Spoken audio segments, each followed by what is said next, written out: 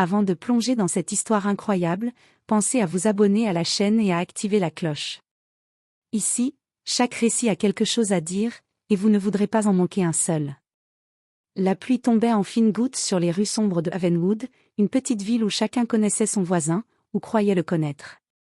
Le capitaine de police John Mercer roulait dans sa voiture de patrouille, le visage fermé, serrant nerveusement le volant.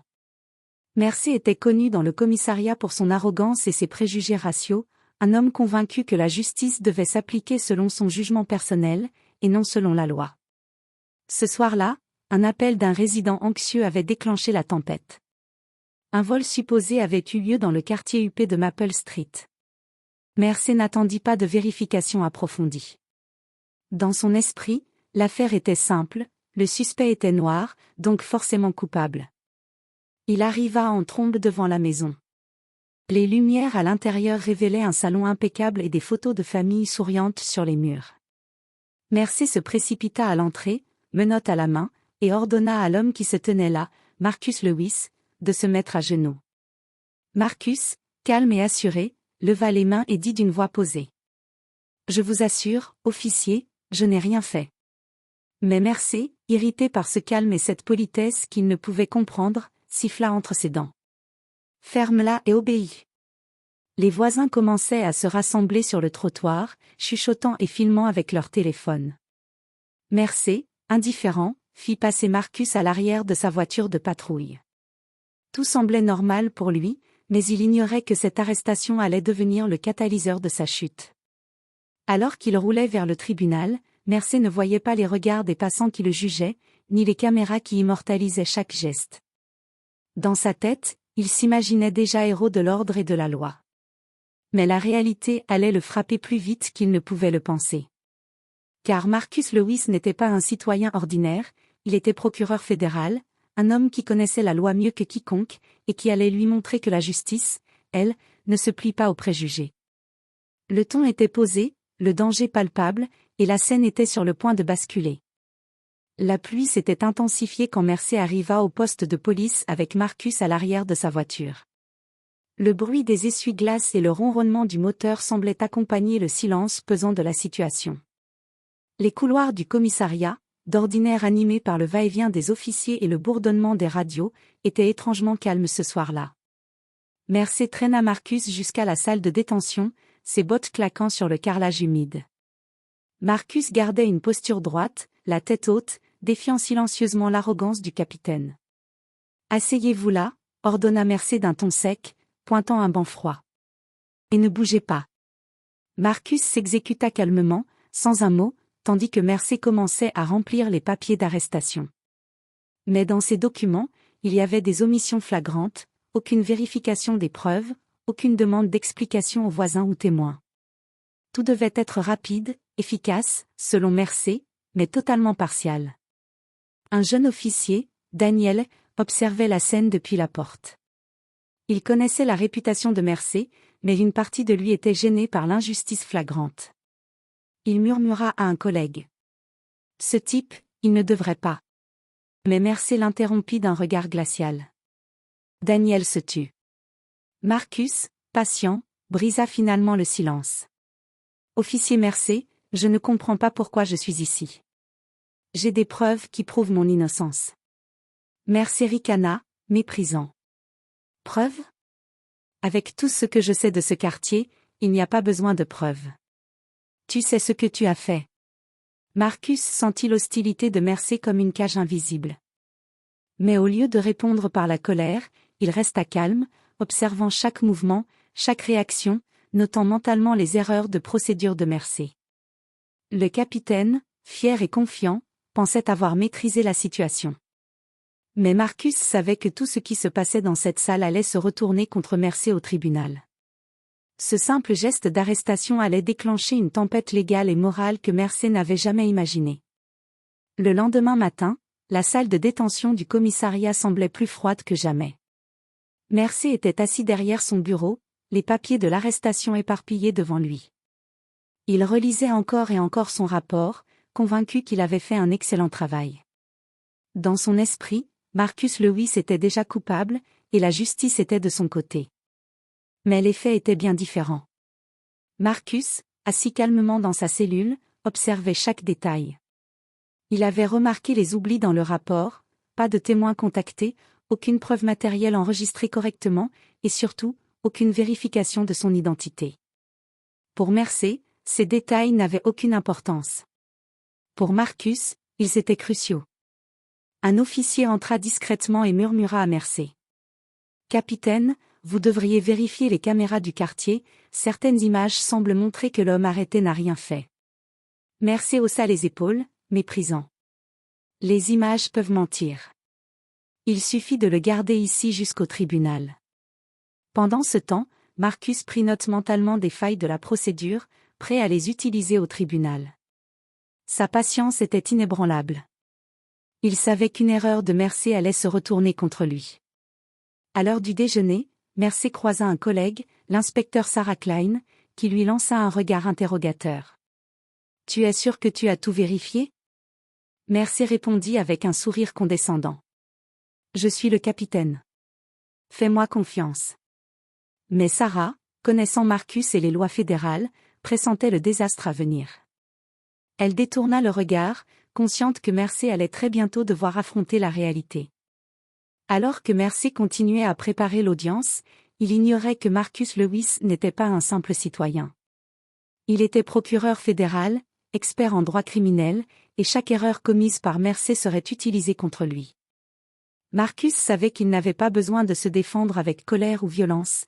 La loi, correctement appliquée, suffirait à exposer la partialité et l'injustice du capitaine. Ce faux sentiment de supériorité de Mercé, sa confiance aveugle et son racisme latent allaient précipiter sa chute, bien avant qu'il n'ait réalisé l'ampleur de son erreur. Le lendemain, le soleil matinal perçait à peine les nuages lourds quand Mercé arriva au tribunal avec Marcus menotté à l'arrière de la voiture de patrouille. Il sentait déjà l'attention des passants et des journalistes qui s'étaient rassemblés à l'extérieur, mais son orgueil l'empêchait de remarquer la tension palpable dans l'air. Pour lui, cette affaire serait rapide et simple. En entrant dans la salle d'audience, Mercé ajusta sa cravate et se plaça fièrement à côté de Marcus, qui marchait droit, impassible. Les juges, les greffiers et le public observaient la scène avec curiosité. Marcus ne montrait aucun signe de peur, son calme était presque provocateur aux yeux de Mercé. Le juge, Harold Bennett, un homme d'une cinquantaine d'années au regard pénétrant, appela l'affaire. Mercé se précipita pour exposer son rapport, détaillant l'arrestation avec emphase, omettant volontairement toute mention des preuves manquantes. Marcus leva la main calmement. « Votre honneur, je souhaiterais m'adresser à la cour. » Mercé ricana intérieurement, que pouvait bien dire ce citoyen arrêté à tort? Le juge Bennett le fixa, surpris par la confiance du suspect. Marcus sortit alors une pièce d'identité fédérale et la présenta avec politesse. « Je suis Marcus Lewis, procureur fédéral dans cette région. » Un silence glacé tomba sur la salle. Mercé sentit ses mains devenir moites. Ses collègues échangèrent des regards inquiets, et même le juge fronça les sourcils. Mercé balbutia. « Je ne savais pas. » Mais Marcus continua, sans agressivité, seulement avec fermeté. « Officier Mercé, votre arrestation est non seulement injustifiée, mais elle constitue également une violation de la procédure fédérale. Je suis ici pour protéger la loi, et je compte m'assurer que justice soit faite. » La salle entière retenait son souffle. La confiance arrogante de Mercé s'effondrait face à l'autorité et au calme inébranlable de Marcus. Chaque mot de Marcus exposait la partialité du capitaine, et chaque silence pesant rendait Mercé de plus en plus vulnérable. À ce moment précis, Mercé comprit qu'il avait commis une erreur monumentale, mais il était encore loin de mesurer toutes les conséquences que cette arrestation allait provoquer. Le silence dans la salle d'audience était presque palpable. Les mots de Marcus résonnaient dans l'air comme un verdict anticipé. Mercé, habituellement si sûr de lui, sentait sa confiance s'évaporer. Chaque seconde semblait étirer l'instant où son erreur allait être irréversiblement exposée. Le juge Bennett, fronçant les sourcils, s'adressa à Mercé. « Capitaine Mercé, pouvez-vous expliquer pourquoi vous avez arrêté Monsieur Lewis sans aucune vérification de son identité ni de preuves crédibles ?» Mercé bafouilla, rouge de honte. « Je pensais agir rapidement, pour La sécurité du quartier. Le murmure du public se transforma en chuchotement de plus en plus audible. Les journalistes prenaient des notes, les voisins regardaient avec incrédulité. Mercé sentait qu'il était en train de perdre toute autorité qu'il croyait avoir. Marcus, imperturbable, reprit calmement la parole. Votre honneur, je n'exige pas seulement que cette arrestation soit annulée. Je demande également que la conduite de l'officier Mercé soit examinée à la lumière de ces violations évidentes des droits civiques. Mercé tenta de riposter, mais ses mots sonnaient creux. Il regarda autour de lui et réalisa que ses collègues ne le soutiendraient pas cette fois. L'arrogance qu'il avait portée comme un bouclier ne servait plus à rien. Le juge Bennett leva la main pour imposer le silence. Officier Mercé, vous aurez l'occasion de vous expliquer plus tard. Pour l'instant, Monsieur Lewis est libre de ses mouvements. À ces mots, Marcus sourit légèrement, mais sans arrogance. Il savait que la justice était du côté de la vérité et que Mercé allait devoir rendre des comptes. Mercé, quant à lui, sentait la honte l'envahir. Il avait sous-estimé Marcus, sous-estimé la loi, et surtout, sous-estimé les conséquences de ses propres préjugés. Dans ce tribunal, pour la première fois, il n'était plus celui qui détenait le pouvoir. Ce moment marquait un tournant décisif. Mercé venait de découvrir que l'arrogance et le racisme peuvent se retourner contre celui qui les pratique, surtout lorsqu'il se trouve face à quelqu'un qui maîtrise la loi mieux que lui. Après la décision du juge de libérer Marcus, la salle d'audience était remplie d'un mélange de murmures excités et de regards curieux. Mercé, encore tremblant intérieurement, essayait de maintenir son autorité, mais chaque mouvement semblait maladroit et inutile. Marcus, retirant calmement ses menottes, s'adressa à Mercé d'une voix posée mais ferme. « Capitaine Mercé, je comprends que vous pensiez bien faire, mais vos actions étaient basées sur des préjugés et non sur la loi. » Mercé, incapable de trouver une réponse, détourna le regard. La honte brûlait ses joues et un sentiment nouveau, celui de vulnérabilité, s'installait. Marcus poursuivit. « Vous avez le devoir de protéger tous les citoyens, sans distinction. Chaque erreur que vous commettez impacte non seulement votre réputation, mais aussi la confiance de la communauté dans la police. » Les murmures dans la salle se transformèrent en silence complet, tout le monde observait la confrontation. Même le juge Bennett semblait impressionné par la sérénité de Marcus face à l'arrogance de Mercé. Marcus fit un pas en avant, posant ses mains sur la table du tribunal. « Je suis procureur fédéral.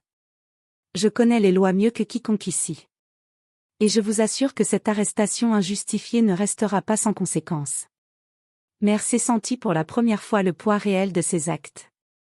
Ses collègues, auparavant silencieux, échangeaient des regards inquiets, comprenant qu'il pourrait bientôt devoir témoigner contre lui ou affronter des enquêtes internes. À cet instant, Mercé comprit que la leçon que Marcus lui donnait n'était pas seulement une correction professionnelle, mais un rappel cruel: les préjugés et l'arrogance peuvent ruiner une carrière en quelques instants. La justice, incarnée par Marcus, venait de lui montrer qu'aucune position d'autorité ne protège de ses propres erreurs. Le capitaine Mercé quitta la salle ce jour-là avec un sentiment nouveau et amer, la réalisation que son comportement raciste et impulsif venait de le placer sur un chemin dont il ne ressortirait pas indemne. À peine sorti de la salle d'audience, Mercé sentit le poids de la colère et de l'incrédulité autour de lui. Ses collègues le regardaient désormais avec méfiance plutôt qu'admiration. Même certains officiers qu'il croyait loyaux murmuraient entre eux, conscients que sa carrière venait de basculer. Le juge Bennett, sérieux et ferme, convoqua immédiatement une réunion avec la hiérarchie du commissariat. « Capitaine Mercé, vos actions ont été documentées et sont sujettes à une enquête interne. Nous devons évaluer sérieusement la conduite d'un officier ayant procédé à une arrestation manifestement injustifiée. » Mercé, nerveux, tenta de minimiser l'incident.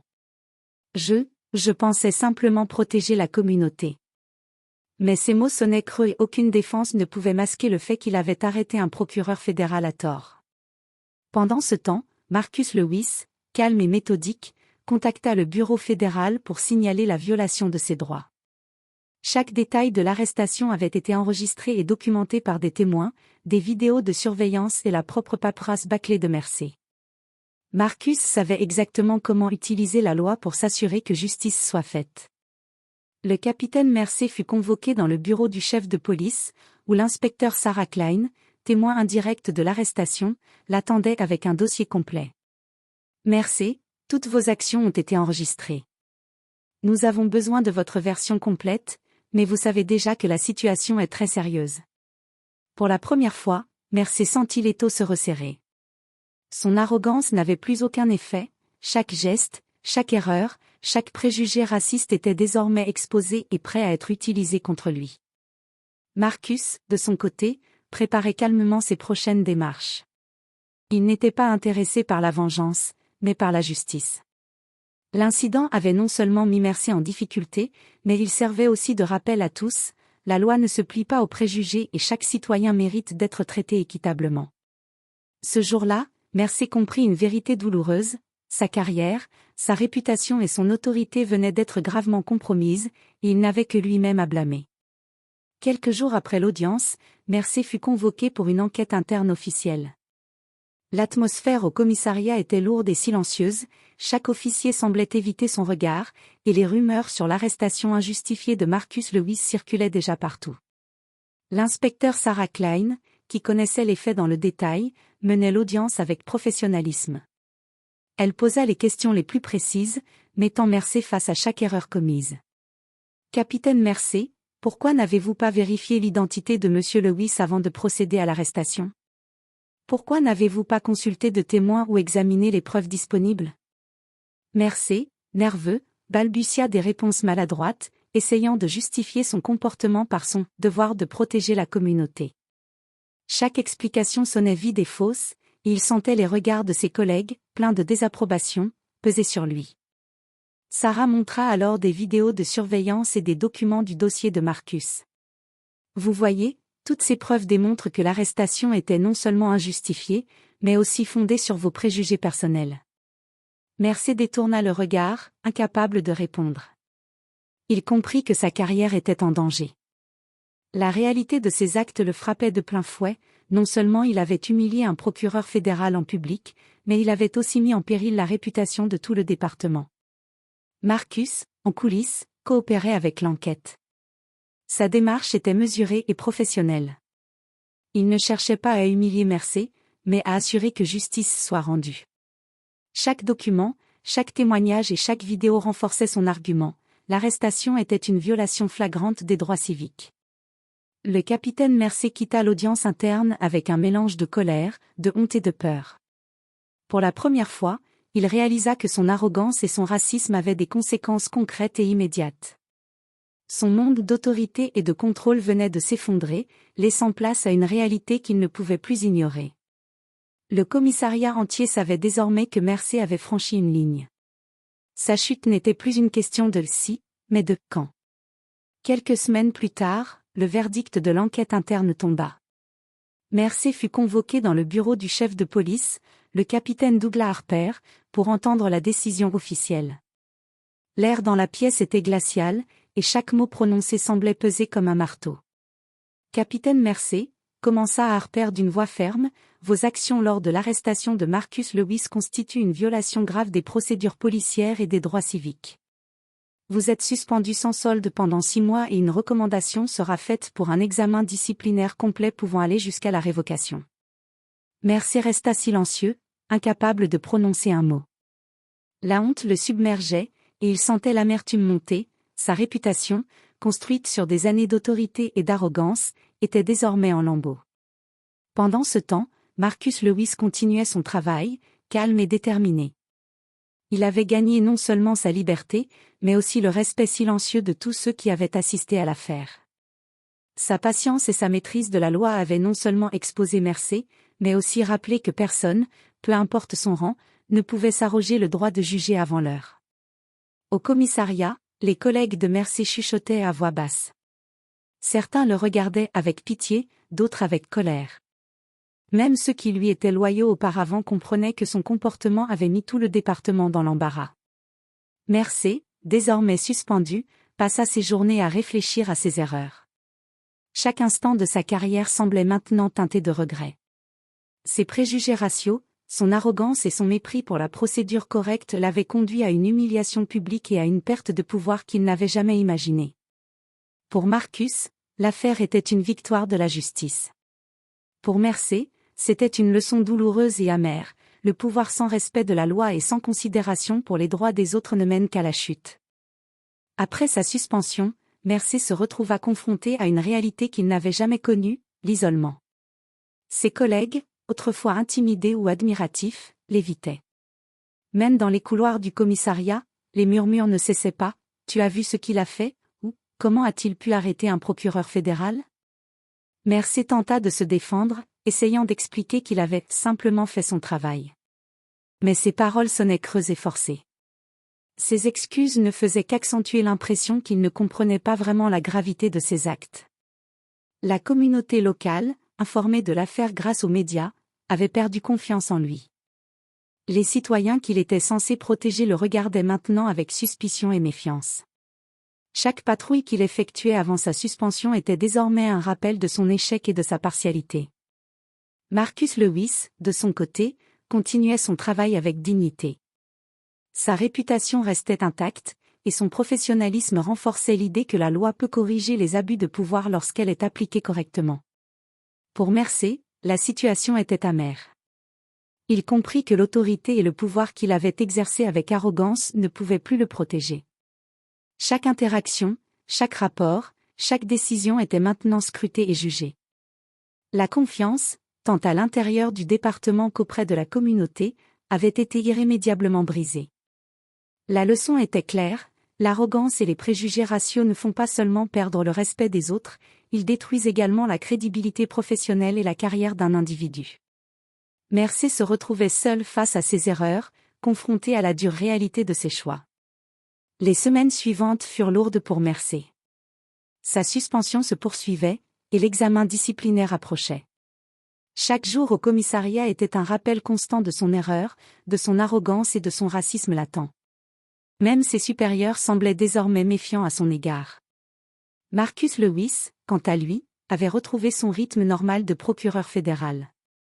L'affaire avait renforcé sa détermination à défendre la justice, à protéger les droits de tous et à rappeler que personne, pas même un capitaine de police, n'est au-dessus de la loi. Sa réputation dans la ville et au sein du bureau fédéral était intacte, voire renforcée par son calme et sa maîtrise de la situation. Le jour de l'audience disciplinaire, Mercé fit face à un panel de supérieurs et de responsables civils. Les preuves étaient accablantes, rapports falsifiés, arrestations injustifiées, violations flagrantes des droits civiques. L'issue était inévitable. Mercé fut révoqué de ses fonctions. Pour Mercé, la chute était totale. Sa carrière, autrefois enviée, avait été détruite en quelques jours. Mais au-delà de la sanction professionnelle, c'était sa fierté et sa confiance en soi qui avaient été brisées. Il comprit, enfin, que ses préjugés raciaux et son arrogance avaient été sa plus grande faiblesse. Marcus, après avoir témoigné de manière professionnelle devant le panel disciplinaire, quitta la salle avec sérénité. Il avait prouvé qu'un engagement envers la justice, le calme et le respect des procédures peuvent triompher face à l'arrogance et à l'injustice. La communauté, les collègues et même Mercé lui-même réalisèrent que cette affaire laissait une leçon indélébile, le pouvoir sans respect des lois et des droits civiques ne mène qu'à la chute, tandis que la justice et l'intégrité triomphent toujours. La ville de Havenwood, désormais témoin d'un affrontement entre l'arrogance et la justice, se souvenait de cette affaire comme d'un rappel brutal mais nécessaire que les préjugés ne peuvent jamais éclipser la vérité.